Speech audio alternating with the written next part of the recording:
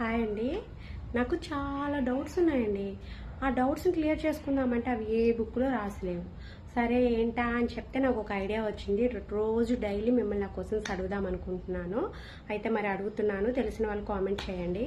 Parents ఉన్నారు, పేరెంట్స్కి ఇద్దరు కొడుకులకి మ్యారేజెస్ అయిపోయినాయి, ఫుల్ సెటిల్డ్, పిల్లలు కూడా ఉన్నారు. ఓకే, అంతా హ్యాపీ, మంచిగా ఉన్నారు.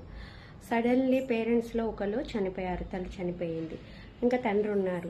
తండ్రి గురించి సమావేశం జరుగుతుంది, ఇంట్లో మీటింగ్ పెట్టుకుంటున్నారు, ఎవరు చూసుకుంటారు ఏంటి అని. అయితే తండ్రి అంటారు, నా ఆస్తి ఇద్దరు కొడుకులకి సమానం అంటారు. పిల్లలు అంటారు, నాకు ఆస్తి ఇచ్చినా ఇవ్వకపోయినా మేమైతే నిన్ను చూసుకోలేమని చెప్తున్నారు. ఇప్పుడు తండ్రి పరిస్థితి ఏంటి? తండ్రి ఇప్పుడు ఎలా ఆస్తి ఇచ్చేసి ఎలా ఉంటారు? అతనికి ఓల్డ్ ఏజ్ అతను కదా, అతను ఎలా బతకగలుగుతారు? ఒక సపోర్ట్ కావాలి కదా. మరి ఏంటి ఇప్పుడు సిచ్యువేషన్? మీరు చెప్పండి, కామెంట్ చేయండి.